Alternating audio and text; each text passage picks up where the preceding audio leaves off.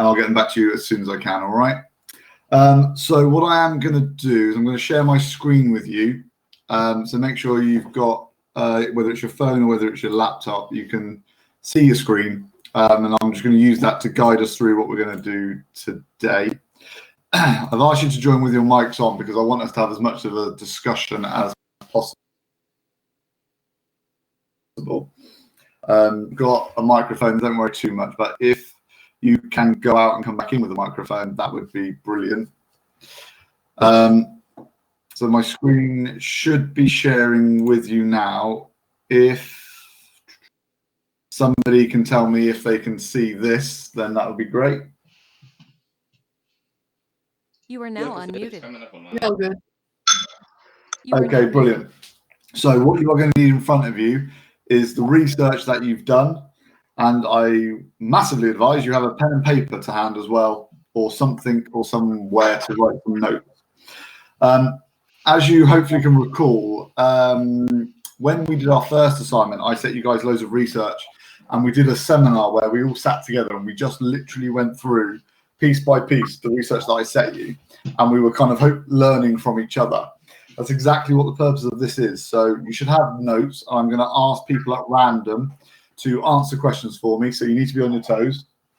And the whole idea of this is to learn from each other, add extra notes to the notes we already have, and that basically will have task 1 and 2 pretty much written up for you already. So we should be in a really, really good place. What we're going to do is we're going to start with the stages of a criminal investigation. And I'm keeping tight to timing. So we've got until 9:30, just after 9:30 to do this. And what I wanted to do is I just wanted to go through each stage of an investigation to make sure we are happy with what is happening in each stage. And that's really important because that's the first task. You need to explain the stages, you need to explain the processes within those stages, and you need to evaluate. So, without further ado, we're going to start with stages of investigation. And guys, can I just ask, if you're not speaking, can you mute your microphones because there's background noise which is coming through? Thank you. So like I said, I'm going to pick people at random just to explain what they found. I'm going to ask other people to add to what has already been said. So please make sure you're paying attention and listening and make notes as you go through. So we're going to start with the first one, the initial investigation. So this is kind of our starting point of our investigation. And Holly, as you made a musical request this morning, I'm going to come to you first. Can you just give us what you found for this initial investigation and what you think it is all to do with? It's basically to just do with like what the police can initially get from a crime scene. So it's like either reported to the police in general or to an officer.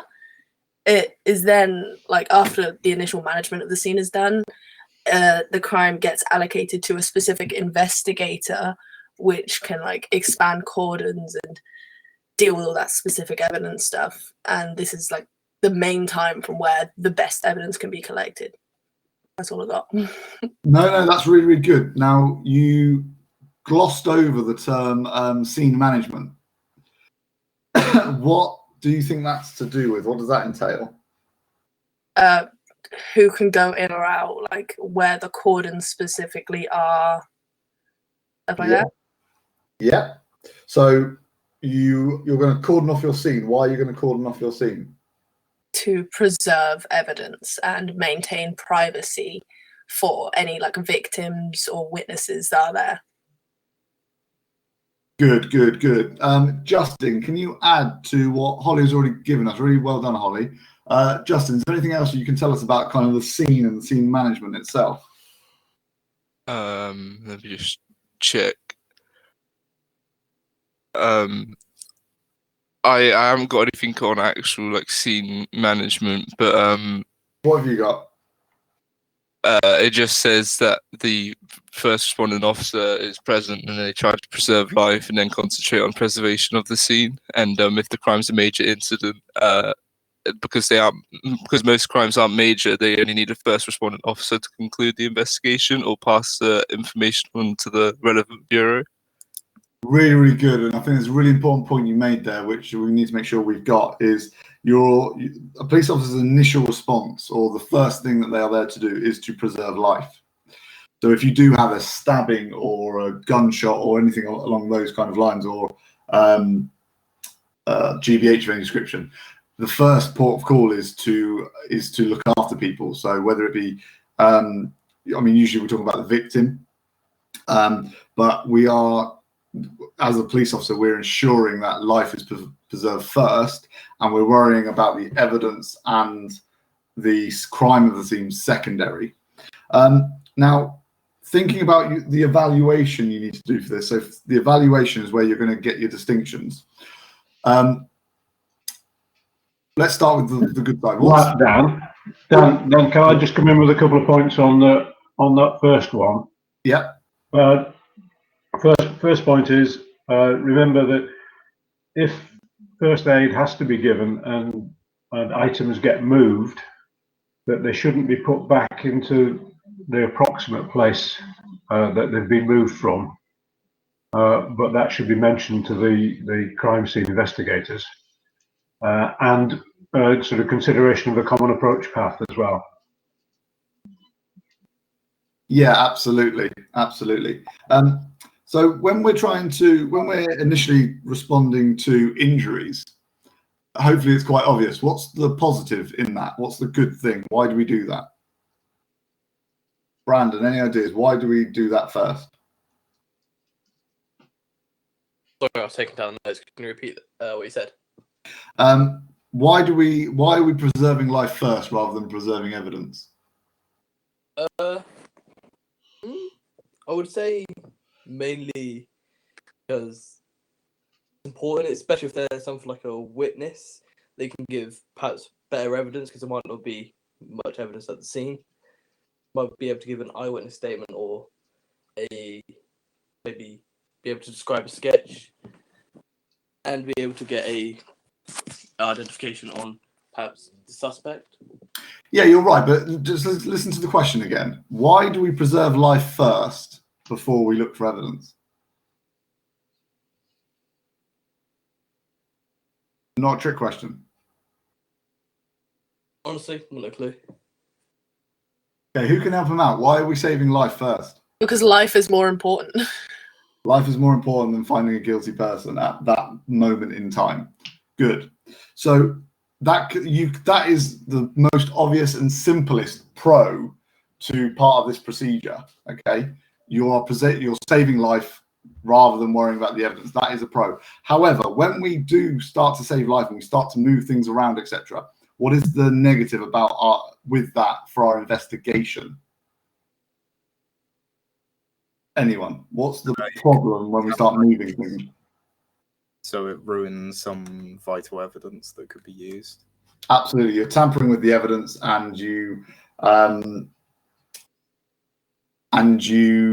are potentially going to be harming the evidence. So you might not be able to catch the individual. You might ruin some of the DNA evidence, so on and so forth. So you might not be able to catch the suspect at all, or you might be making it harder. So pros and cons are there that you can already start hopefully thinking about for your evaluation of the process here.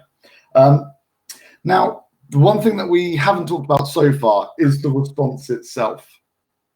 And I'm going to throw this out to anybody. Has anybody got anything about the response itself? Because we have two different types of responses from the police force.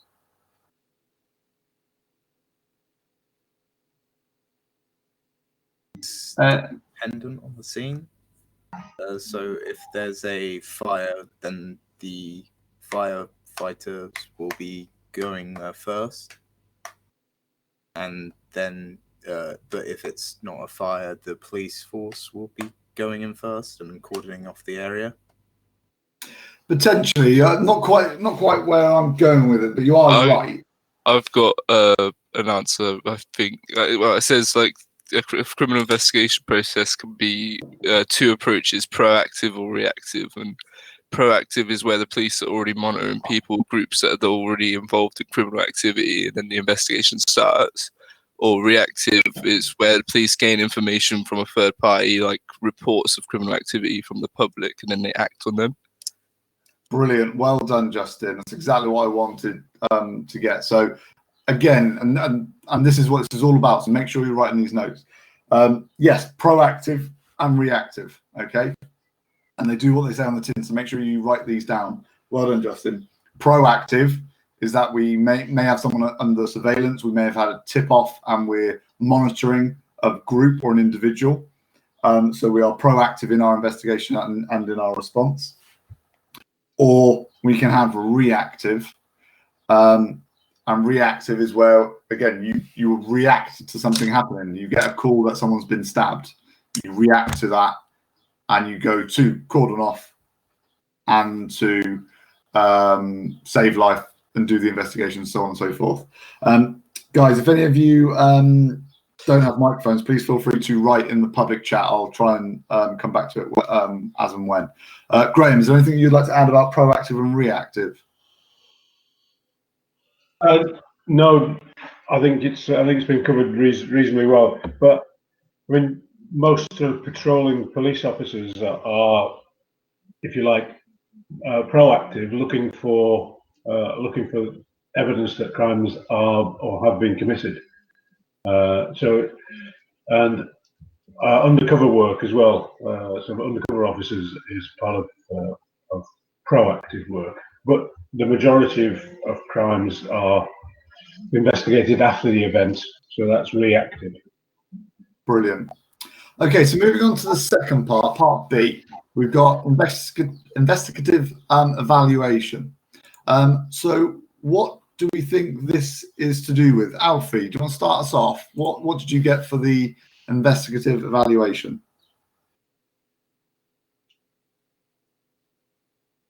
You are now unmuted. Honestly, Dan- didn't manage to get that much, but I've mostly just got like if this stage actually has to happen, if the evidence isn't like solid enough, they'll just go through all the evidence and like undergo and like look through it more thoroughly and see if there's anything that they kind of like missed or anything. You're massively on the right line. So what do we mean by, if you reverse it, what do we mean by evaluate the investigation? You are now muted. At this stage? You are now unmuted. They're just evaluating how it's gone so far, whether they've done enough. Absolutely. Yeah, no, you're absolutely right. So think about all the stuff we've just talked about. So we've preserved the crime scene. What else will we have done at the crime scene, hopefully? Cordoned it off. Sorry? Cordoned it off. You would have cordoned it off. What else would you have done? Collected evidence in the form of like photos or physical evidence or biological evidence. Brilliant. We've gathered evidence from the scene itself. And who have we spoken to? Any witnesses? Absolutely. So this stage is where we are evaluate everything that we have taken from that scene. So we are taking everything that we have already gathered from the scene preservation, from talking to witnesses, door-to-door knockings, etc. And we then evaluate what we've got. And that is going to give us kind of two answers: that we've got enough evidence that we can take forward. We can, I mean, it depends on what happens, but you might be able to just charge somebody straight away with an offence. The likelihood, however, is that you need to go through some other steps. So we've got all this information, we evaluate, and we look at what we need to do moving forward, which will take you into your suspect management. So our suspect management links directly to our evaluation itself. Naomi, have you got anything for suspect management? Dan, just before we go on, in terms of the investigative evaluation, I suppose the question to ask is, have all avenues of investigation, have all areas of evidence been gained? If not, where could you look next? So that does involve looking back at what you have, but also that sort of that open-minded investigative mindset view of, well, what else could there be? So, have we looked at CCTV, for instance? Is there any CCTV? If there is, who's got it? Can it be gathered? Can it be secured? That's just one sort of simple thought, but it is that idea of how much evidence have we got? Could we get any more? And if so, where could we get it from? Yeah, what other evidence can we gather at this stage? Yeah. Brilliant.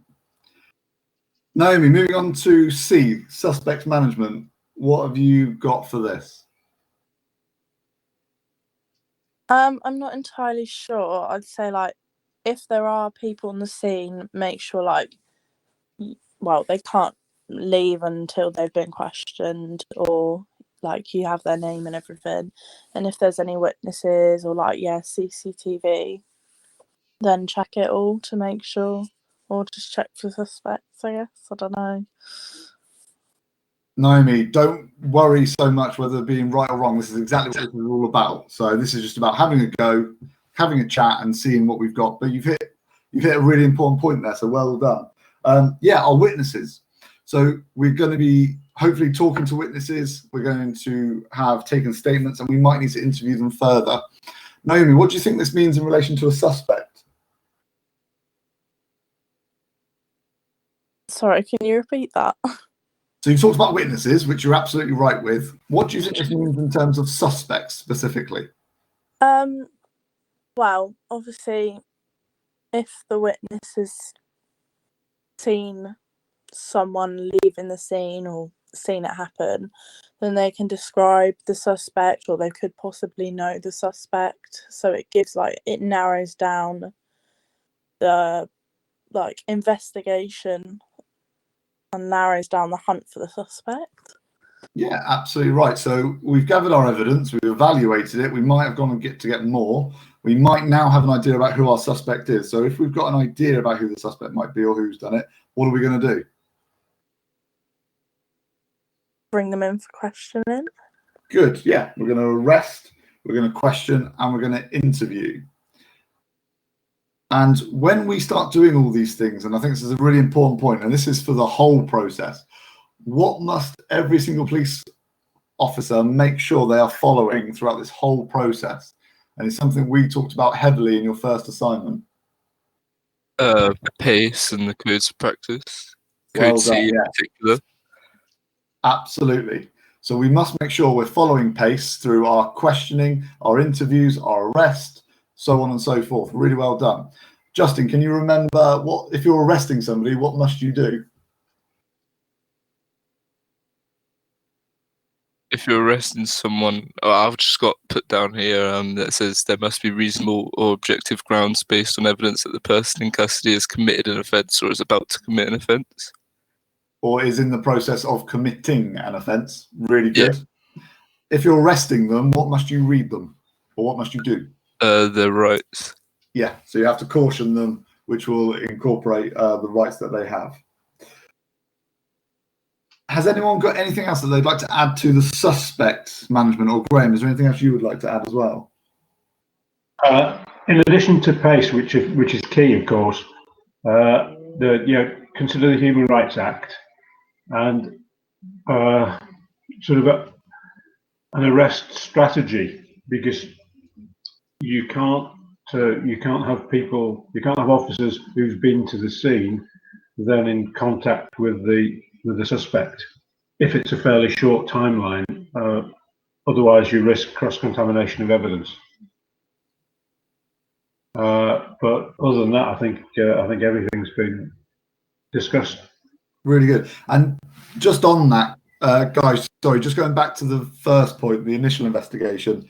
I remember being in a session where yourselves and Graham were talking about how we gather evidence. Now, you guys are better than me at this, but remember that I remember a conversation around, depending on the type of evidence you're gathering will depend on how you gather it, and for example what bags you put it in, and etc., because depending on condensation and all these other bits and pieces you were talking about, which goes way over my head, will depend on how you gather it, what bags you put it into, etc.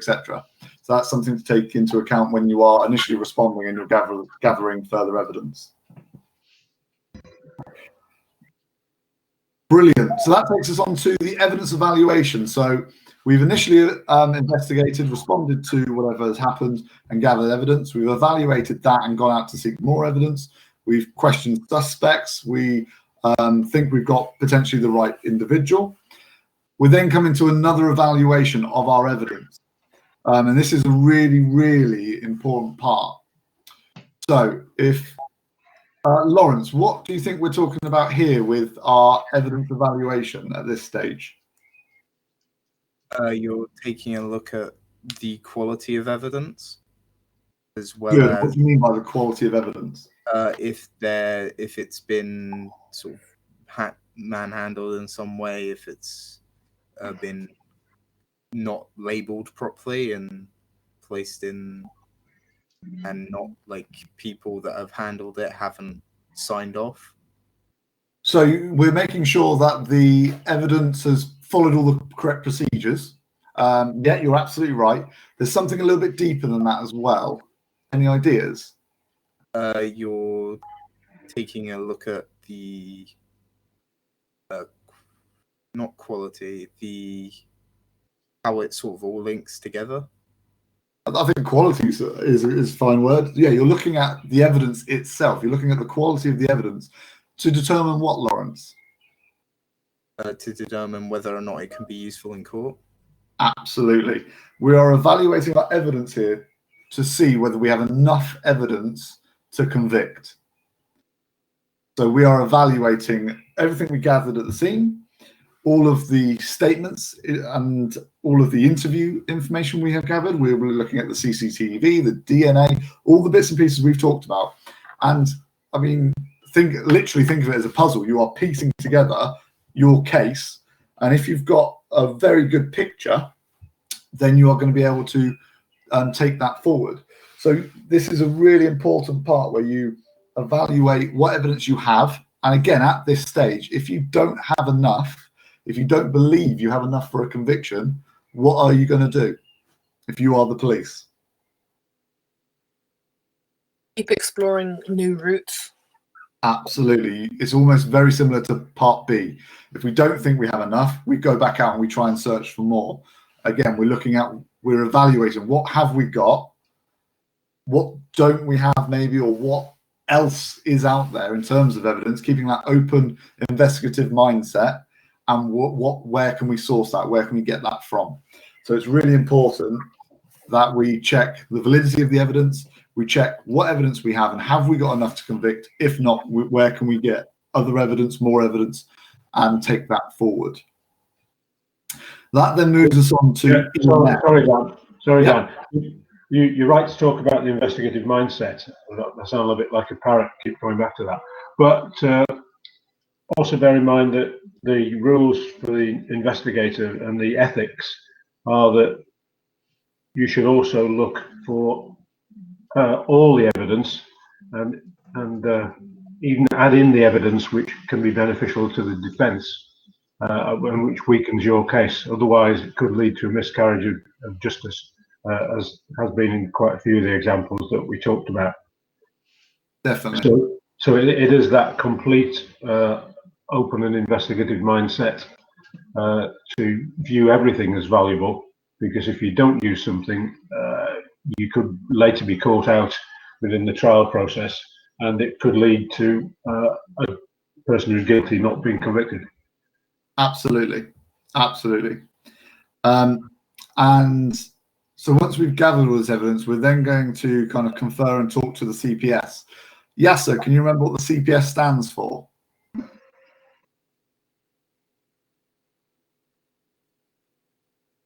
Dan to Yasser.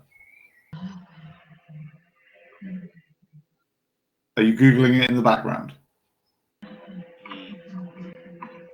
You are now unmuted. You are now muted. Sorry? You are We now typed unmuted. it. Crown Prosecution Service, You are now yes. muted. Very, very good. What is the job of the Crown Prosecution Service here, Yasser?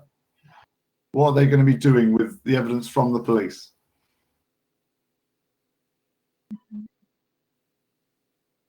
They decide whether it's enough to go ahead with it, right? Absolutely. They review the evidence, the Jester have said. And Holly, yeah, you're absolutely right. They are making a decision whether to charge the individual or not.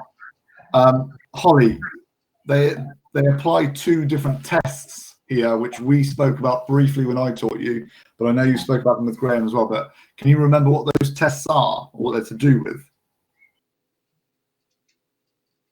Oh no, I don't remember them. I'm sorry. No, that's fine. Can anybody remember what these tests are that the Crown Prosecution Service will use to ascertain whether they will go forward with the case? Not the but-for test, yes, but good try. To do with the evidence. Is it the public interest test? Really good. That's the second test. Justin, can you tell us what the public interest test is? They pretty much just look at whether it's in the interest of the public for the person to get charged and stuff like that. Absolutely. Absolutely. And Reader is coming with the first one, the threshold test. Yes, absolutely. Can anybody remember what the threshold test is?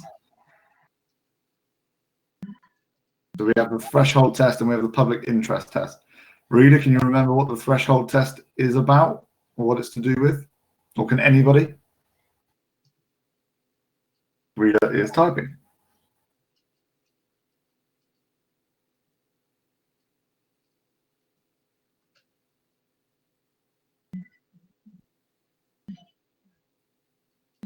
Yes, Reader, you're pretty much there. So we are assessing whether we have enough evidence for this person to be found guilty or not. If the Crown Prosecution Service feel that there's not enough evidence, are they likely to take the case forward?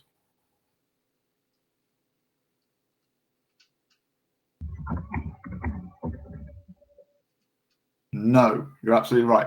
Why would they not take the case forward if they don't think they're going to get a conviction? What are you wasting?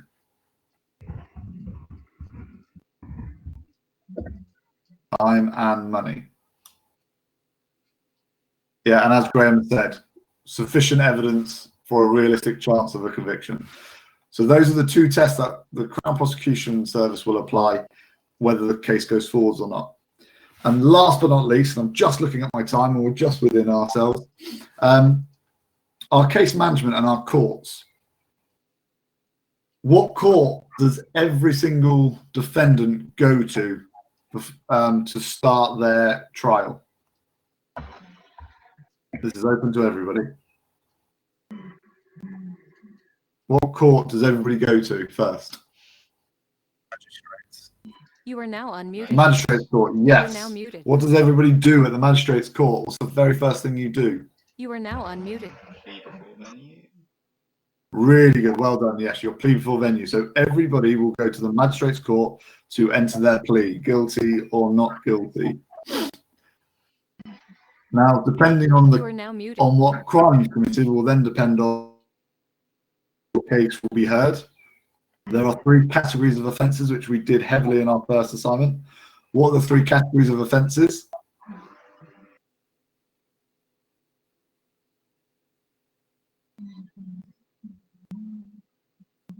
Safi, yes, we have summary offences. We have indictable, we have either way, really good, well done. If it's an indictable offence, where will the case be heard?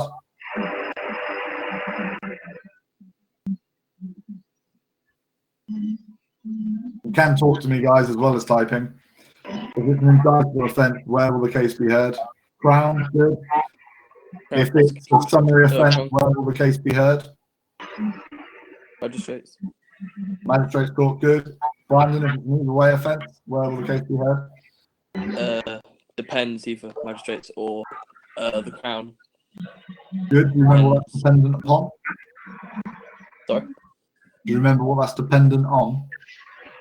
You are now unmuted. Isn't it the crime, like, if it's theft and they stole under £5,000 worth of items, it's a summary, but if it's more, it's taken to Crown. You're close, but it's more to do with what the message just said. It's to do with the sentencing power of our magistrate. So remember that your magistrate can only sentence to 6 months in prison. If they need a higher sentence than 6 months, then it will be going to our Crown Court for them to hear the case generally. Okay, fabulous. Right, I'm going to just do a very quick poll before we move on.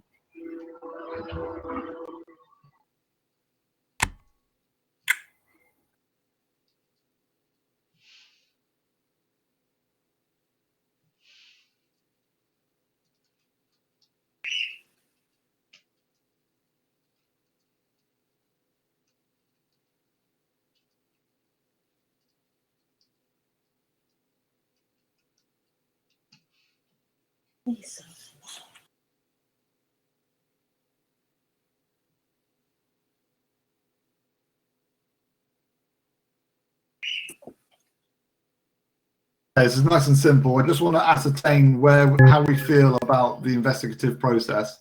So do we think we've got a good understanding now? Is it kind of okay, or is it bad and we need a bit more help?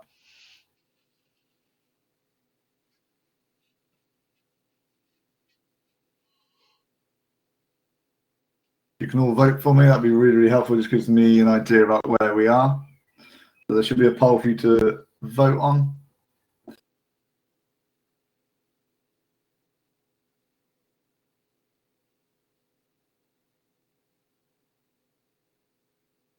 Okay, brilliant.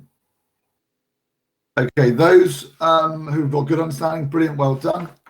Those who have got an okay understanding, make sure that you have done enough research into each individual part.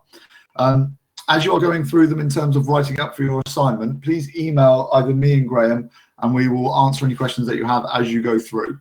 The key thing here is to make sure that you have a few sentences for each individual part, and you can evaluate the process as a whole. But like I said, please email us if you've got any specific questions. Or can I ask in our public chat, if you've got any burning questions now, can you maybe write your question? Me and Graham can try and help answer. I can see that Lawrence is typing. If you've got any burning questions, please write it in the public chat now. Is the assignment in after Easter? Yes.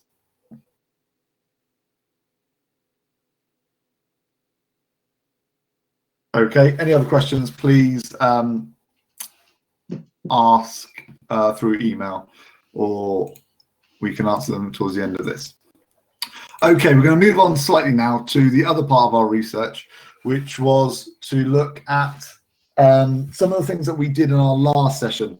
Now, the reason why I wanted you to research this in a bit more detail is because we didn't have enough time to go through absolutely everything and go through it in masses of detail. So I'm going to do this in a slightly reverse order. So can everyone please find their notes on open and closed questions? And we're just going to have a small discussion about what these are, when they'd be used. We're then going to move on to a cognitive model, and we're then going to move on to the peace model. And again, trying to get this done in about 25-30 minutes. So open and closed questions to start with. And again, I'm going to pick people to speak to me.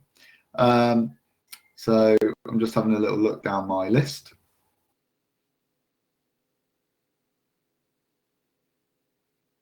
Okay, Alfie, I'm going to start with you for me. Alfie, what are open questions and what are closed questions? So open questions are questions that, like, if you ask them someone, they can like elaborate on their answer and give you a much more like fleshed out and like answer that gives you lots of details and other things. And then closed questions are questions that require the answer yes or no and not much more. Really, really good. Now, that's on the money. Really well done. So open questions are where it takes an explanation. A closed question is where you're going to be giving a one-word answer, usually yes or no. Now, there are different times where you're going to need to use different questioning. And the reason why I wanted us to look at this in a bit more detail is because, again, you need to interview somebody to pass this assignment, which I'm going to talk about in our last half an hour. So the thing I want you to think about now is, when would you use open questions and when would you use closed questions? And this is a really, really important part. So just have a think, and if anybody wants to answer, please feel free. When would you use an open question and when would you use closed questions? I feel like you'd use like open questions when interviewing a witness or like a victim, and then closed questions would be more like straightforward and demanding to like against like a potential suspect or something. You're really, really close. Justin, I would take the people out of it, because actually you're probably going to use both of these types of questions with any of those three. But you're getting really, really, when you talked about the closed questions, then you're getting really, really close. So why would you want to, for example, let's just say we've got a witness. Why would you ask them open questions to start with? Justin, I'm asking you, why would you ask your witness open questions? Oh, sorry. To maybe like build like a picture of the events that happened or jog their memory. Okay, yeah, really, really good. So good open questions and well thought out open questions is going to get them to explain and elaborate. And Justin, if you're questioning a witness, what is it you want to know? Details of the suspect or like the timeline of events that went on when the crime occurred. Absolutely. You basically want to know what happened. You want to know what happened. You want to know if they saw the suspect. You want to know what the suspect maybe looked like, what they did, so on and so forth. Are you going to get those types of answers if you are asking closed questions? Okay, I'll answer. The answer is no. So I want you to now think a bit deeper. If we have a witness who has given us a really good explanation about what has happened, when would we start asking them closed questions? Any ideas from anybody? When would we start asking a witness closed questions? When we want to clarify like the information given from the open questions. Perfect, Holly. Can everyone write that down for me? Because that is absolutely it. And we're going to come to it in a minute, but when you think about your peace model, the middle section of it is where you're trying to clarify and trying to challenge information given to you. Your closed questions will help you do that. If you've been sat listening to a witness give information for 4 or 5 minutes about what happened, your closed questions will enable you to narrow down to the particular pieces of interest for the investigation. Graham, would you like to add anything just there about those open and closed questions with witnesses, for example? I mean, you're quite right about in the cognitive style, you would be letting your witness give free recall for the first few minutes, in which you take notes, and then, as Dan says, drill down, perhaps using closed questions or just more open questions, drill down into the information to clarify exactly what happened. Clearly, you've got to avoid using leading questions, particularly with vulnerable witnesses. A key to open questions is if you use what's termed in the business 5 W's and an H. So if your question contains the words what, when, why, where, who, or how, then the person can't answer with a yes or no. There is a caveat to that.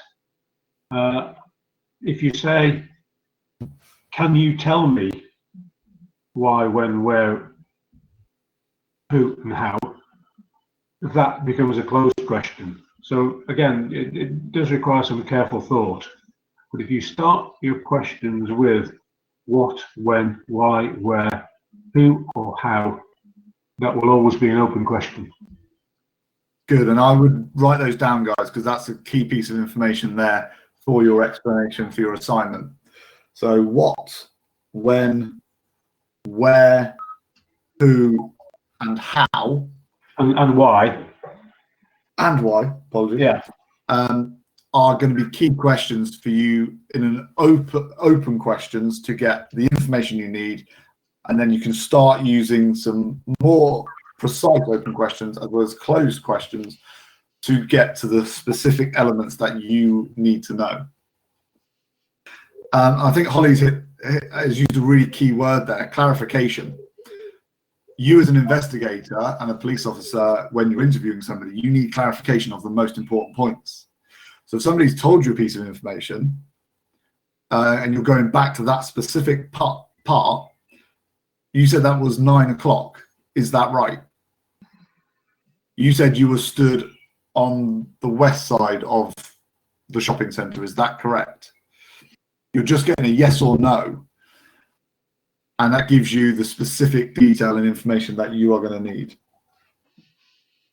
The only other one thing I did want to just ask, it wasn't really, I don't think I put it in the research, but can anybody tell me what a leading question is?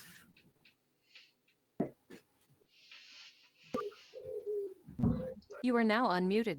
Is it like, oh wait, go ahead, Alfie. Would it be a question that like leads the subject into talking about like a specific part of the case?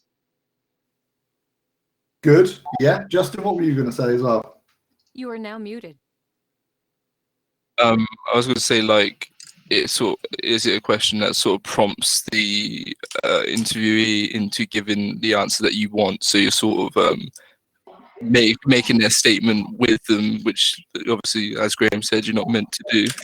Yeah, absolutely. So there's a difference between tell me in your own words what happened versus something along the lines of if someone's told you that they used a knife or a weapon was used and you said, so the weapon was the knife, was it? You're leading them straight down that particular line, and that's what you need to and want to avoid.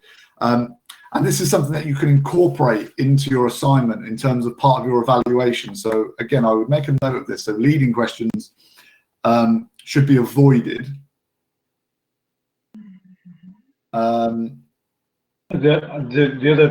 other things to avoid would be anything that's too complicated, as in your questions need to be at a level that your interviewee can understand and comply with.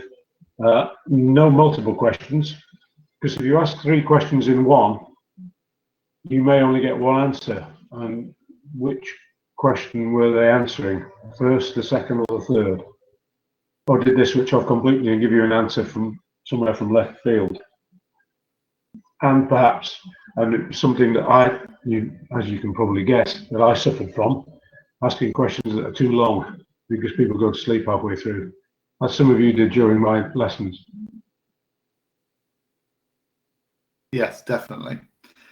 So we want to avoid leading questions. The negative of them is that you are, if you, for want of a better phrase, you're putting words into the witness or the suspect's mouth, which will taint the evidence and it will negatively impact the information that we are collecting, and then ultimately that will affect your case. Good, well done. Again, I'm just looking at the time, so I'm going to move on to our cognitive model. The cognitive model is something we did discuss in our last session, and we watched a small video on it, which kind of gave us some statistics and things. Firstly, what is the cognitive model? Holly, I'm going to come back to you. What's the cognitive model about? It's a method of interviewing eyewitnesses and victims about what they specifically remember at a crime scene, using like the environment, taking them to a scene, reporting the event from different perspectives, or like describing the event. Good. And what's the purpose of the cognitive model? Why is it something that's kind of used? To make the victim remember stuff that they might not really think they remember, to kind of just jog their memory a bit. Good, well done. Can anybody add to that? Anyone at all? What other information did you gather for the cognitive model? Do I need to name people? I think the idea, Dan, would be to try and put your witness back into the place that they were. So so the idea about using the environment would be key. So a prompt that to use all your senses so that you actually get someone to effectively relive the experience, so that can help them to remember particular elements that might be somewhere in the recesses of their memory, or in some cases they might have blanked and not want to tell anyone, but the cognitive style will bring that out. Yes, definitely. So if we are thinking about trying to improve somebody's memory, we're trying to put somebody back into that mindset that they were in at the time. Let's, for example, take a victim. We're trying to put the victim back into the mindset of when and where it happened, how they felt at the time, to try and improve their memory, to try and get as much information as we can. What's the good thing about that? What's the pros of this particular model? Lawrence, let's start with you. What are the good things about this model? It wait, let me get my notes up on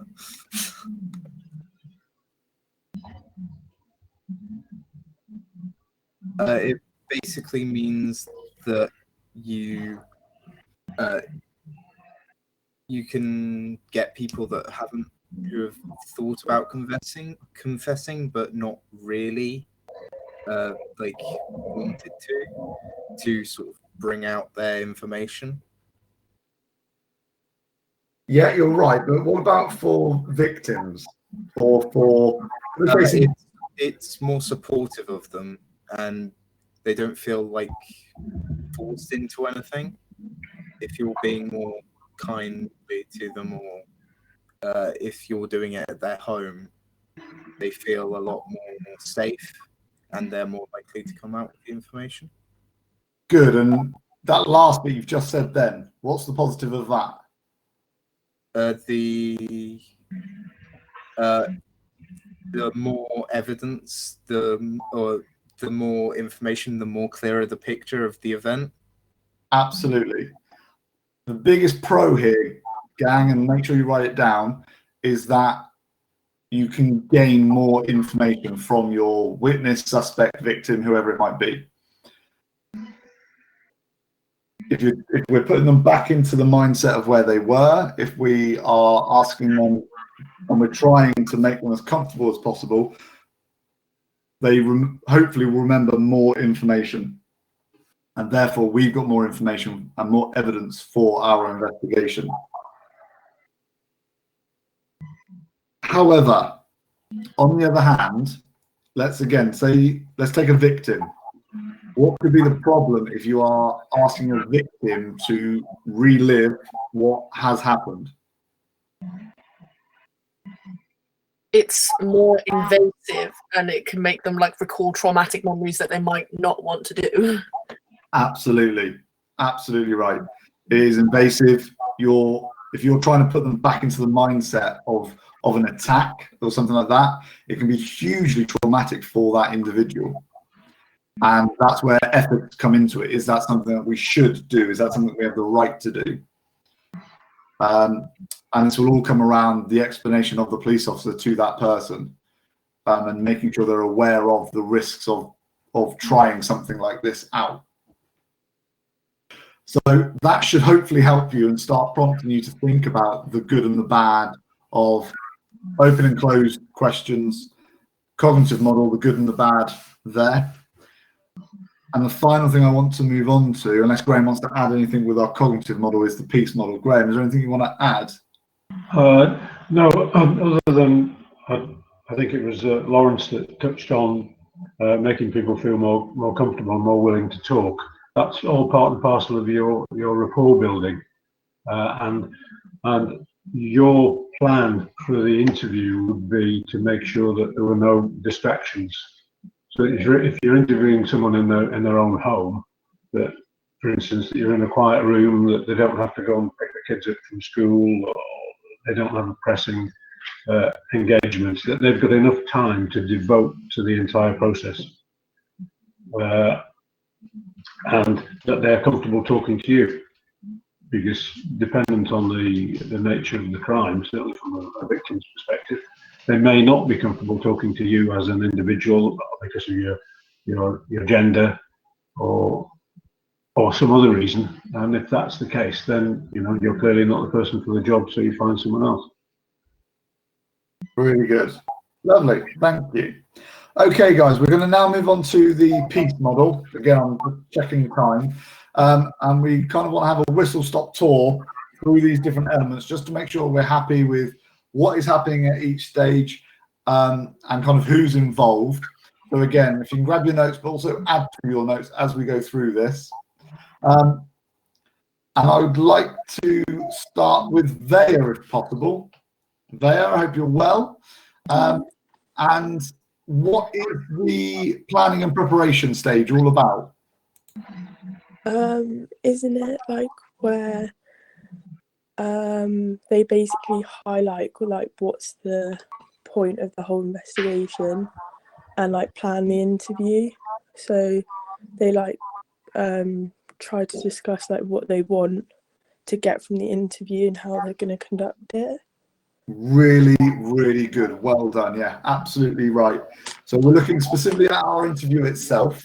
So we are looking at the interview. We're looking at the aims. What are we trying to get out of this interview? What information, what evidence do we need to gather from this person? Let's just talk about witness. What information do we need to get from this witness? What are the purpose? What are the aims? What evidence do we need from the witness? Really, really good. Veya, just to push that a little bit further, what is it about the interview itself that you're going to prepare and what you're going to be thinking about? Isn't it like the questions you want to ask and who's going to be like in the interview? So like maybe people that were there at the scene, or who you want to interview first, either the suspects or the witnesses, or like what part of the police force is going to be there, like who was there on the scene. Really good. Well done. Yeah, you've hit two really important points there. So you're going to, and make sure we've got this down. So we're going to be looking at who is in the interview.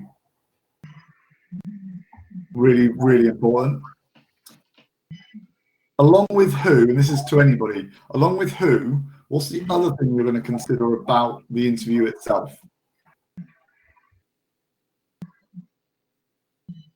In the last session we talked about lots of different types of witnesses. And we talked about something really important depending on the witness. So we're talking about who's going to be there, but what else is it we're going to consider along with that? Anybody at all?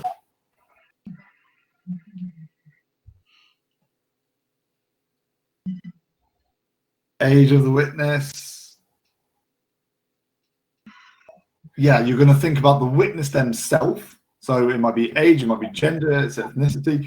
You're looking at the key part is the characteristics of the witness. So let's write that down. And Justin also has written down the right thing, where your interview is going to take place. Really important. Are you doing it at a police station? Are you doing it at the scene of the crime? Are you doing it at their home? And there are pros and cons depending on where you are doing it. So well done. We need to consider who our witness is. We need to consider the characteristics. We need to consider who is going to be present in the interview. And there is also, right, you need to think about what questions are you going to ask. You need to plan out and you need to write down what questions you're going to ask. Going in without a plan is going to find you in deep water, because something might come up that you've not expected or you've not planned and prepared for. I think Holly's point about whether someone's compromised by a third party is quite valid as well. It may be that your witness doesn't feel comfortable talking to you in front of a third party if it's someone that they know. So that's something you need to check out with them during your planning and preparation, and then again in the next stage, in the engage and explain. Yeah. And on the other side of that, if you've got a vulnerable witness, it might be a child, they will have to have their parent present or a parent or guardian present. So it's to taking all these things into account. Good. So if we move on to our E then. What is our engage and explain element of our interview all about? So we planned and prepared it. We're then coming in. What are we looking at for our engage and explain part here? Brandon.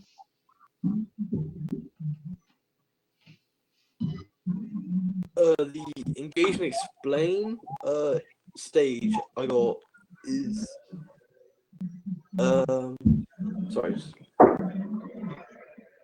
to mainly identify topics in the interview, like last, to communicate the interest of the interviewee in their account, and they identify important evidential information. Sorry, my side cut out a little bit then. Could you say that again?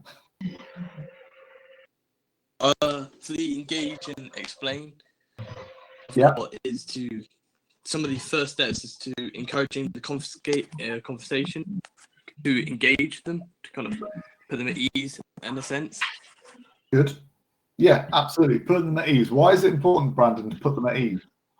Because I guess it's to, if they're a bit maybe stressed or panicking, they might not recall the information as clearly and might be a bit unreliable. So if they're a bit more relaxed, they're going to be recording information easier and quicker, and therefore you're like better information, really. Good, well done. Alfie, is there anything you can add to that? You are now unmuted. Wait, I got lost a bit. Which part are we on? Guys, come on, we need to stay focused. We've got half an hour to go. So Alfie, we're talking about the engage and explain part. Okay.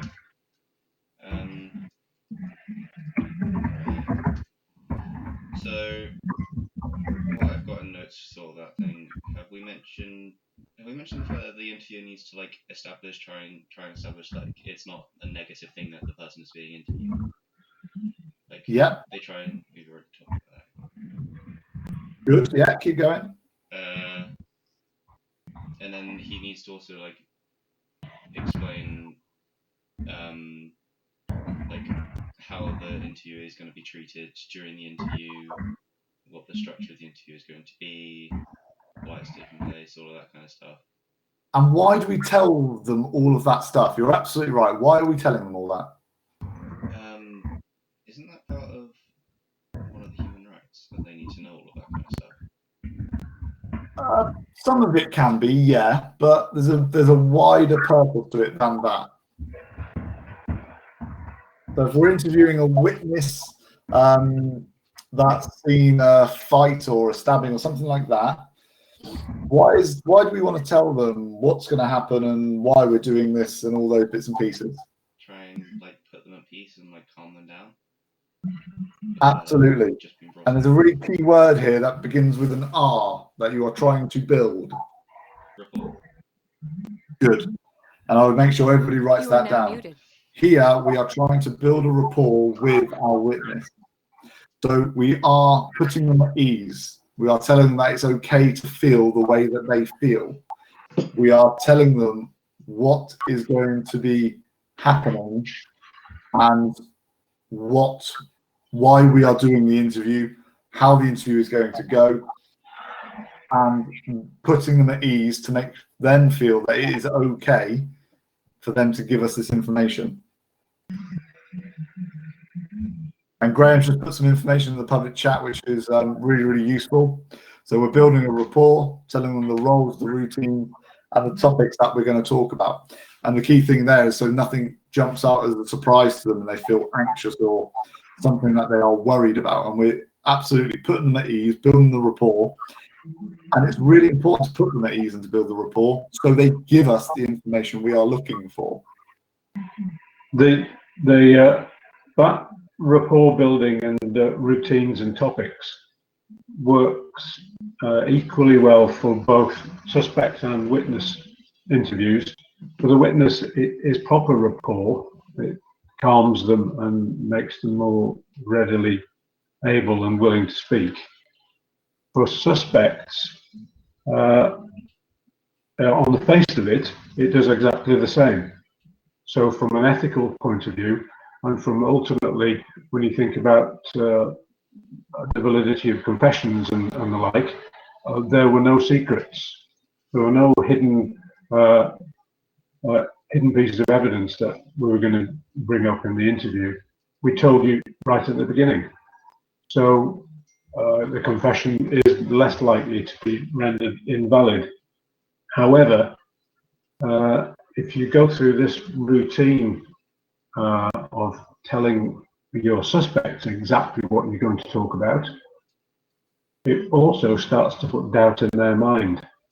So outwardly, it's you're being kind and fair and ethical, but you're also sowing doubt in their mind because you're telling them that you're going to be talking, or you're going to get them to talk about things which they might not feel comfortable talking about. So it starts to sow a bit of doubt in their mind, which can give you an advantage, even though what you've said is that you're being ethical, gentle, and kind with them. So it's a double-edged thing. You're saying one thing, but the message that is received may be slightly different. However, you as an interviewer don't know exactly how your message is received. You get my point? Yeah, definitely. Thank you, Graham. And the other thing I'm just going to add here is, this will be in the engaging part, but also coming into the A as well for the account, is the idea of active listening. So, and I'm not going to give too much details about that, but active listening is something that you want to write down, but also, and we'll come on to that in just a moment. So our A is for our account, our clarification, and our challenge. So we have planned our interview. We've explained to the interviewee exactly what's going to happen and how it's going to go. We're now into the account, and I'm going to do the easy part for you. The account is where you get an account from your witness. So this is where you want to use your open questions primarily for them to tell you. So again, I don't want to give too much away for my end activity, but yeah, you're getting an account from them. So using open questions for them to tell you maybe what they saw, what they heard, what happened at that time. Holly, you did really well earlier talking about clarification. So I'm going to come to you for the clarification and challenge. So Holly, what are we talking about with our clarification and challenge part here? Well, I think it's about like approaching the account that they're given in manageable topics, systematically going through these topics and actively listening through non-verbal behavior, orientating your body towards the interviewee, having the correct posture, and like using non-verbal methods of making sure that you're listening, like little questions following up, or like what I said, like just going like like doing the interview. Yeah, that's good. In the trade, that's called googling. Those non-verbal googling. Googling. Googling. G-U. I'll type it. It's probably easier. Okay, fab. No, I've never heard that term before. But yeah, Holly, you're again absolutely right, which is fantastic. Really well done. So our clarification is if we've got if that person's been speaking for 5 or 6 minutes, you've been making notes. We then come back to some of the things that they have said to clarify some points. And again, that can be a use of open or closed questions at that point there. And we can come to a stage where we want to challenge some of the evidence. So we're making sure that what they've said is accurate. We're making sure that they are 100% sure about what they are saying by challenging them at times. And Holly's absolutely right with the active listening, and I would take some of those points and I will reiterate them now if you need to write them down. Active listening is more than just sat there listening to somebody. It's showing that you are listening. So as Graham said here, the non-verbal side. So it could be nodding your head. It could be guggling by just saying, mm-hmm, yeah. And the other thing that I would say, and something me and Graham talked to the other group about, is the use of silence. If somebody is saying something and you have good eye contact with them and they stop saying something and you stay silent, they are prompted to carry on or to explain in a bit more depth or to carry on. So silence is a really good tool, and I use it in interviews or discussions with people, or in one-to-ones I have with students and with staff. It is a really good tool for people to carry on explaining where you want them to. So the non-verbal is really, really important. Graham, anything else on that from you? No, but I think, as I mentioned in the other group, within the engage and explain phase, you would say from the outset, I can't remember everything, so I'm going to be taking notes, or my colleague will be taking notes, which is often the better way to operate. And I'll be formulating questions based on what you say. So there may be times during the interview when there is silence, because you can't simply sit there and stare at certainly suspects and not say anything. However, if you've explained from the outset that there may be times when you aren't able to say anything because you're thinking of new questions or you're writing down their answers, then it's perfectly valid for you to do so. Because silence can be deemed, or has been deemed in the past, to be oppressive, in the same way that asking the same question over and over again can sometimes be deemed oppressive. And if it's deemed oppressive, certainly in suspect interviews, it may, under Section 76 face, be rendered, or any confession be rendered inadmissible. So these are, again, are things. Silence, as Dan says, is a wonderful tool. And if you tell people from the outset that that's what's going to be happening, then it's not a surprise and it's not oppressive. Fab. Okay, so that moves us on to our last two stages, our close and our evaluation. Naomi, what is our closure all about?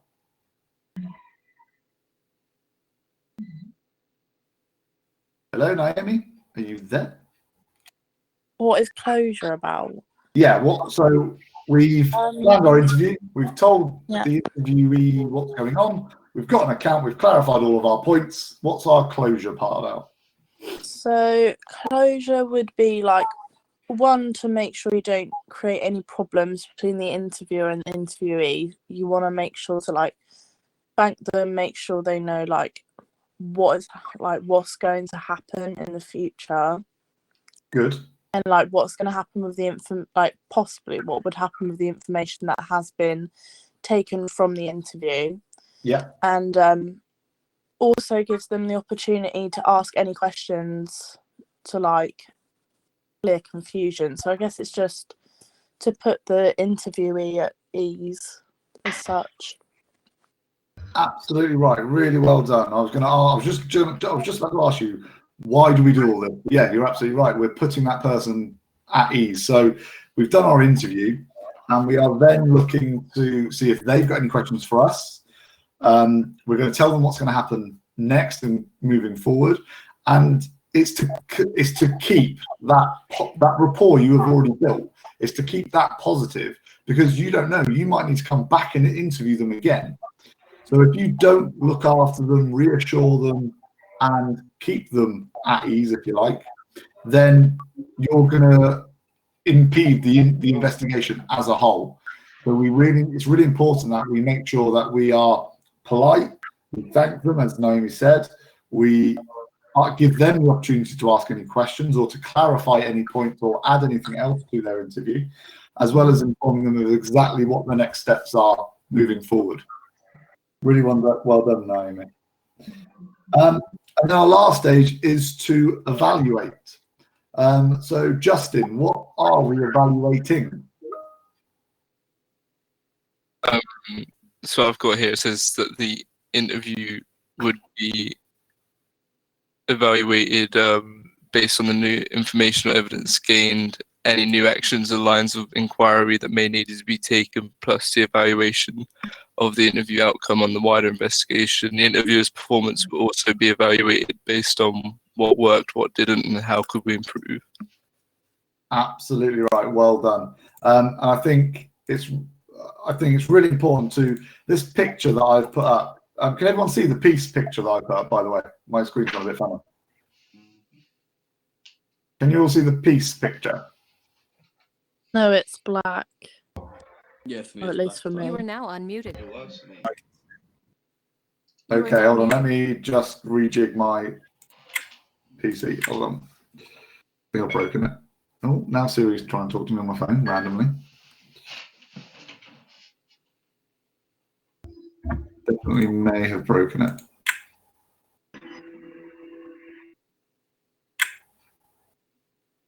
Okay, right. I don't know what's going on with my PC, but I will send it to you in an email after this session. If you can see the piece model that I've put up as a picture, the piece model doesn't have to be looked at as a linear approach. You don't have to go P to E to A to C to E all the way through, and that's the only way you can do it. You will see on the picture that there are other lines on it which are dotted, which are coming back to certain other elements. So it might be that in your closure part of your interview, the interviewee has asked you questions, or you have asked them, is there anything else you would like to add that hasn't been mentioned?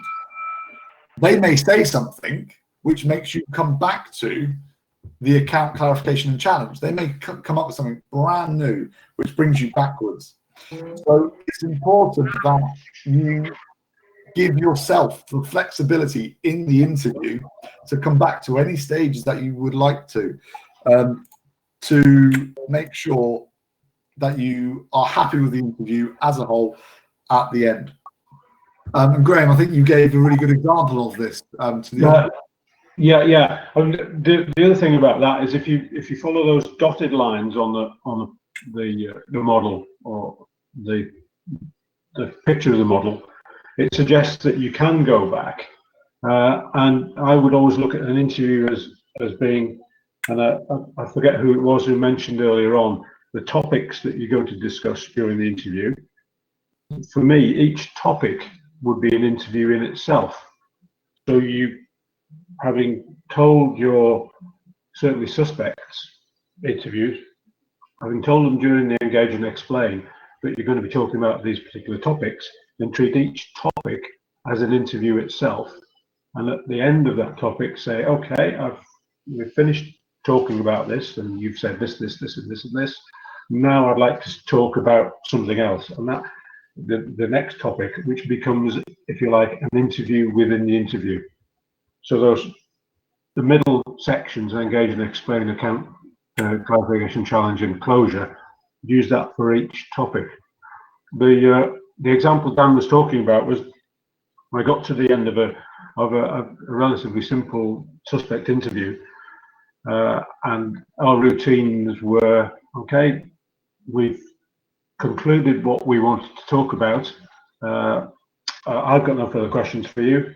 And I turned to my colleague and said, my colleague said, I've got no further questions for you. So I then said, have you got anything else you'd like to tell us? And the suspect sat there for about 45 seconds, which is quite difficult, sat there clearly thinking.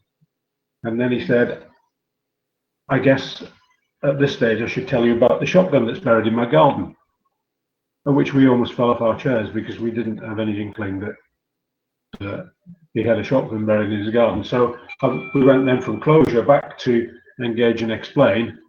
Okay, if you're telling us that you've got a shotgun buried in your garden, you're probably committing an offence against the Firearms Act. So I've got to remind you that you're under caution, and we'll start and have a chat about this. And he told us that he had a shotgun in his garden that he was looking after for a member of his family who was a convicted armed robber and didn't want to keep a shotgun at his own house. And of course, we were doubtful, to say the least, as to whether he was actually telling the truth. So we suspended the interview, and we went and dug a shotgun out of his garden. It was buried under his hedge, and he was arrested, or he was charged with that offence. And then his relative was also arrested. But that was one of those. It was also we'd been due off duty 4 hours before. It was 7 o'clock on a Sunday morning, and we really wanted to go home, and we didn't get home till lunchtime, so it was a bit of a pain. But nonetheless, it was an entertaining anecdote. Yes, so definitely need to go back to some of those clarification points for if things like that crop up. Okay. Yeah, the other part of that is, of course, that even in a suspect interview, your suspect could also be subsequently a witness in other offences. So there's a possibility that they may have intelligence information that can be used elsewhere. Definitely. Fabulous. So just to summarise the last point then, so with our evaluation, we will be looking to do exactly what we have done and talked about in the whole investigation process. So we're evaluating the interview itself. So do we need to go back and interview that person again? What information have they given us? And where else do we need to investigate based on that information? If they've said that they were at a particular place at a particular time, we can then maybe go and check CCTV to clarify that. If they've told us or mentioned anybody's names, we now need to go and interview them, so on and so forth. So then you evaluate the interview itself, so you can then go from that and look at other evidence that you will be able to find from the interview. Oh, Holly is typing things. Is Holly typing things? No. Okay, guys. My side of the conference has gone a bit funny, so I don't know what you can and can't see. But the last thing I wanted you guys to do was to start thinking about the interview itself. So, in terms of content for assignment 2, we are done. All of the research you have done and all of the information I'm hoping you have gathered over the last hour and 20 minutes should give you 90% of what you need for task 1 and task 2. Task 3, if you remember, is for you to write up how you would do an interview, and then to actually conduct it itself. And that's the final part I want to leave with. And what I wanted us to do is I want you to consider, what questions would you ask a witness? Okay, I'll say that again. What questions would you ask a witness? Now, what I have done is I've put 2 scenarios together, and we're going to use the public chat. So everybody needs to be able to be in view of the public chat and needs to be able to type. And I'm going to load a very quick and brief scenario in it. And what I want you to do is I want you to type into the public chat what questions you would ask this person. So I'm just going to read it first. George was outside the White Hart pub in Oxford when he saw a fight between Fred and Jamil. Fred ended up with a black eye. Jamil suffered a broken nose. I want to know what questions you would ask George. So write in the public chat now. So what questions, if you were interviewing George, what questions would you ask? George was outside the White Hart pub in Oxford when he saw a fight between Fred and Jamil. Fred ended up with a black eye and Jamil suffered a broken nose.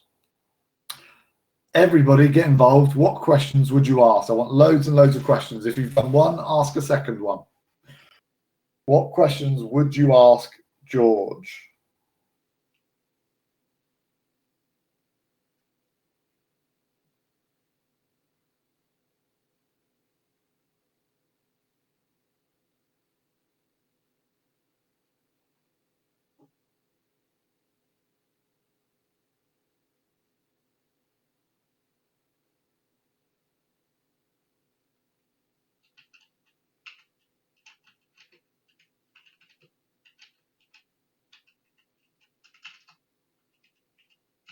Give you another 30 seconds to add any more questions. We're doing well.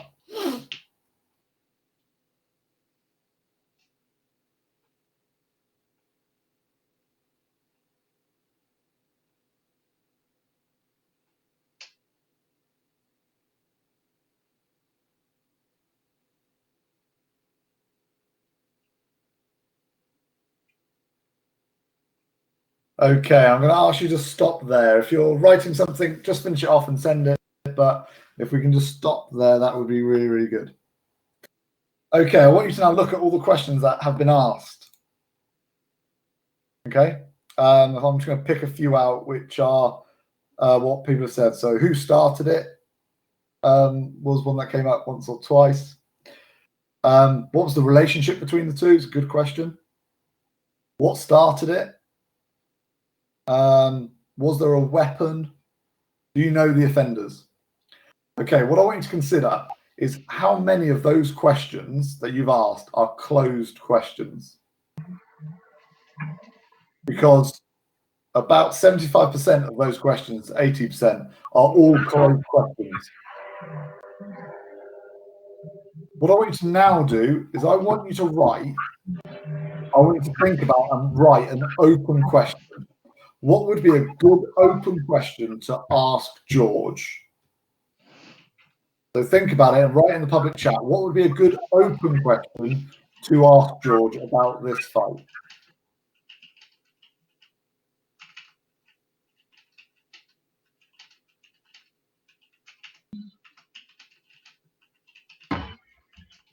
Justin, not a bad question, but it's closed.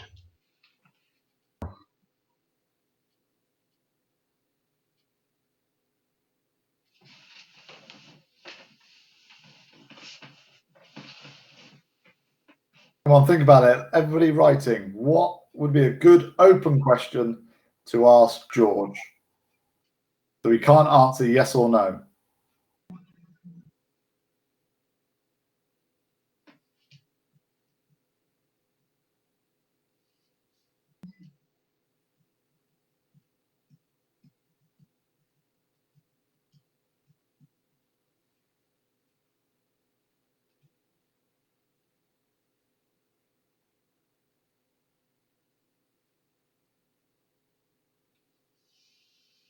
Okay, we've got some better questions coming through. Dan, I think you're all sort of leaping ahead a little bit. Yeah, they are. Yeah. There's one perfect answer. One perfect question to ask. What do you want George to tell you guys? Yes. There it is. Well done. What happened? All your other questions could lead from that. Absolutely. One of your first questions is, what happened? Tell me your version of events. What did you see? All the questions that you guys asked were brilliant questions. I have to say, they're actually probably better questions than the other group. Agreed. Probably all secondary and third questions to clarify some points rather than a first question to ask George. If George had been a very good witness, he may have answered all of those questions and saved you the need to ask them. But clearly you'd have to listen very hard. Okay, so we're going to do a second round with a different scenario. Carly went shopping in Bristol Centre and had her handbag stolen. Avni saw the whole thing and helped Carly to her feet. When she'd been knocked down, Carly was in a state of shock. Okay, what questions are you going to ask Avni?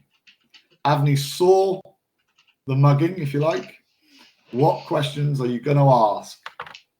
Everybody get involved. What questions are you going to ask? Good start, Alfie. Good arrow, Holly.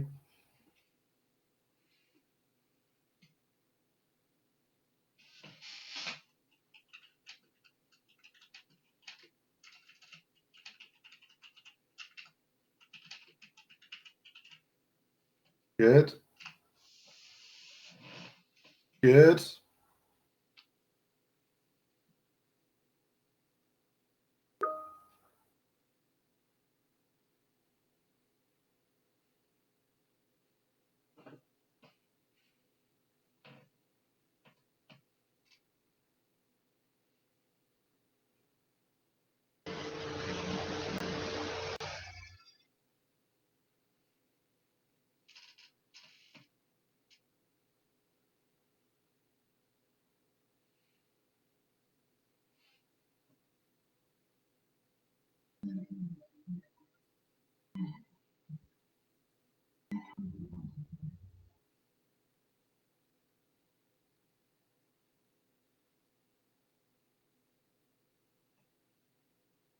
These are all good questions again. Yeah. Okay, I'm going to ask you to finish off writing your questions again for me. Well done. Right, now this is why I wanted to do this, because we're now getting the hang of this. So your first and opening questions need to be, what happened? What are your version of events? What did you see? The other questions that are being asked are actually really good questions, and I think they're really important. What did the offender look like? Where were you in the centre when this happened? What were they wearing? Was it just Carly who was robbed? Really, really good, guys. So we're really on the right path now. So really well done. Now, I don't know what's happened to the sharing of my screen, so I'm unable to share exactly what I wanted to show you. However, we will do it like this anyway. So the very last thing from me is me and Graham have put together a scenario for you, which is for P4. Can everyone make sure they have a pen and paper ready so they can make notes from what I am saying, because I can't show you. So this is for P4. And this is where you have to write up an interview and you have to take part in an interview. And lo and behold, you are going to be interviewing me. Woo, yeah, woo. And my name is going to be Brenda. And I'm going to put in the public chat your scenario in 2 minutes. But I'm just going to explain what you're going to do first. I have put together a document which will give you your structure of how we want you to write this up. The long and short of it is we want you to write up your interview using the PEACE model. On ALO, there is a document, and write this down. It is called Interview Scenario Final DN. It is called Interview Scenario Final DN. It is on ALO, and it is in the Assignment 2 folder where I put the write-up. So it's in the Assignment 2 folder and in the write-up folder. And what I have given you is I've given you the PEACE model, and I've given you some information in red writing for what you need to put in each section. And it is no different to what we have just been through here. So you are going to plan your interview, and you are going to write up where you will do the interview, who will be involved in the interview. You're then going to write up the engagement. So what are you going to tell Brenda before you start the interview? What is it you're going to explain to her? And sorry, in the planning part, the most important thing is you're going to write up what questions you are going to ask her. You're then going to need to make some notes about the account, the clarification, and what smaller and maybe closed questions you're going to ask. Then moving on to the closure and the evaluation. This here, if you look in the group chat now, or the public chat, whatever it's called, is the scenario. So please just take a minute, just have a read of it for me. And you are going to interview the victim, who is me, Brenda. Dan, I can't see anything on the screen. Can you see the public chat, Liz? No. Okay. How do you see it? Are you doing it on your phone or on your laptop? Yeah, on my phone. So there's, like where you see like there should either be 3 dots or 3 lines. Yeah. If you click on that, is there one that says public chat? No, it just says about, help, keyboard shortcuts, or log out. Okay, not to worry. I think the It's key thing. the one with like the little person, Liz. Oh, You know, on that. the left side, the person Oh, symbol. okay. What, shared notes? No, the public chat Oh, okay. at the top. Oh, okay. Well, I can either see- way, I've put it in shared notes if you can get into shared notes. Oh, okay. Thank you. Love the teamwork. Well done.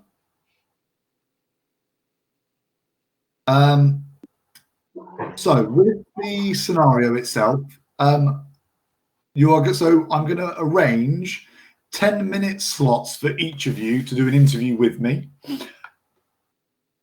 The question side of it, you are only going to have to ask me 4 or 5 questions, nothing more than that. It should only take 5 or 10 minutes. It's only a pass criteria. And all it is for me to observe that you have taken part in an interview. The written side of it needs to be in full, and you need to follow the piece model for the pass element, part of the pass element of it. And how this is going to work, guys, is all of the written stuff. So the assignment itself and your written piece interview will all be submitted to Graham. And I am going to do the interview for you as well. So no, I'm going to do the interview for you. So Graham's going to do the marking of the assignment, and you're going to submit the written version of the piece model to him. And I'm going to organise it all over Easter, and I will email you with different slots. And we'll just do it in a conference like this where it'll be 1-to-1. Any questions or concerns about that, then obviously I can address those. But what I need you to, the first thing I need you to do, is it face-to-face? No, it will just be voice-to-voice, Safi. And what I will do on my side is I am going to, what happened to pairs? Holly, just because of the nature of the situation, it's going to be easier for us to do it individually. So that's why we've decided to go with individuals rather than doing it as pairs. So what I need everybody to do at some point today or straight after this call is go on to ALO, go on to Unit 6, go on to Assignment 2, and go into Assignment 2 Write-Up, and you will find a document that I've just explained to you, which is Interview Scenario Final. And I'll just explain what it's got on it. So it's got the scenario itself. It has then got structure for interview write-up, and you will see PEACE, and there are red bits of information, which are my hints to you for what you need to include on it. I will then be in touch with you to arrange the one-to-one interview. And as I said, the submission itself will go to Graham. Now, the submission date for this assignment is the 24th of the 4th. However, if you have done, and most of you have done really well for this research task, if you've done that well, you have pretty much written most of the assignment. It is just going to be tweaking it to make sure it answers the criteria and adding in the evaluation for the higher grades. Therefore, you should be able to submit this assignment earlier, but you have got until the 24th.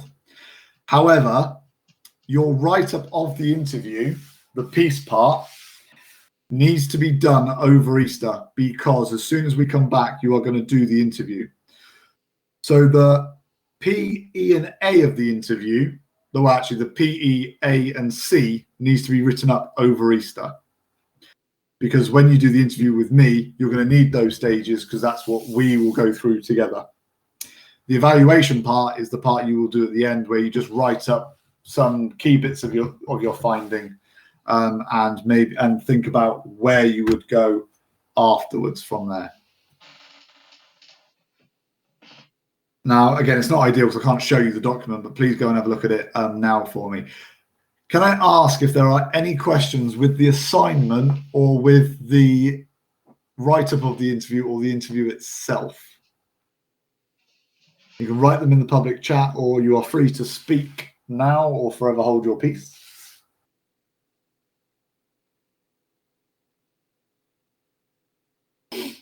Any questions with the assignment or with the interview write-up or the interview itself?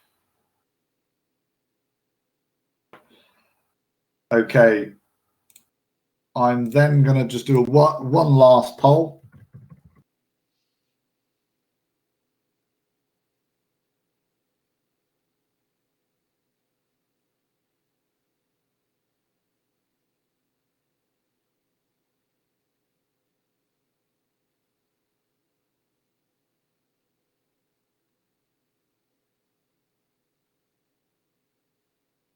Okay, guys, final poll. If you could just vote on this, just to give me and Graham a good idea about where we are.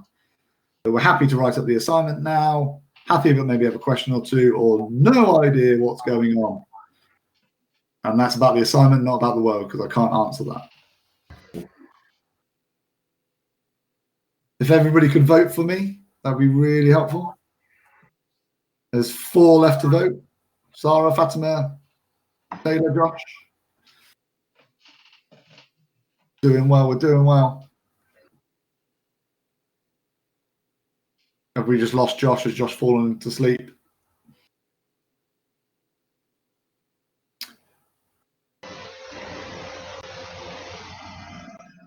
Okay, that is pretty good going. 95% happy to go on and write. So, guys, I'm going to leave it there with you, although I'll give Graham a minute just if he wants to say anything. Graham, is there anything you want to add to anything that we've talked about or the assignment at all? No. Assignment-wise, if you want to send me plans or briefs by email, I'll have a look at them and give you some feedback if you wish. Secondly, I don't know whether you've noticed that I put a comment on about witness care in respect of Carly, who was suffering from shock. Just health-wise, perhaps think about witness care and reliability of witnesses, which I didn't put down. In your first scenario, is there anything that could make George perhaps unreliable as a witness? Any options of that? Or have you all turned your microphones off? We've probably frazzled their brains by now. Oh, there's a comment in the chat. Indeed, he might be drunk. Depending on his ability as a drunk, if that's not a misnomer, it may affect his memory. It may affect his recall. The other thing is there were questions asked about whether he had a relationship with either of the combatants, which of course might affect his validity as well. But yeah, it's worthwhile. Is he drunk? If he is, can you take a statement from him, or would it just be a first account that you would go back to later? So all those things are worth thinking about. That's all from me. Thanks, Dan. To everybody, have a good Easter. Don't eat too many Easter eggs, and keep safe. Definitely, guys. So yeah, we'll leave it there. I know you're still itching to know about what will happen with grades and things. We still haven't had any new information, although we're hopeful something will come out over Easter, and we'll keep you as up to date as we can. Graham's email is just his name.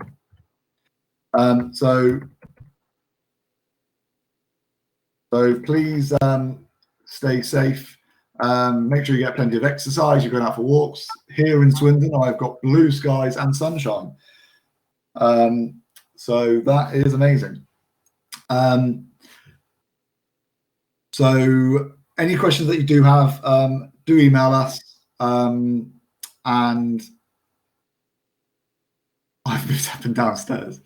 And other than that, we'll let you go. Have a great day, weekend, and Easter, and we will speak to you again after Easter. All right? Thank you very much. We will speak to you later.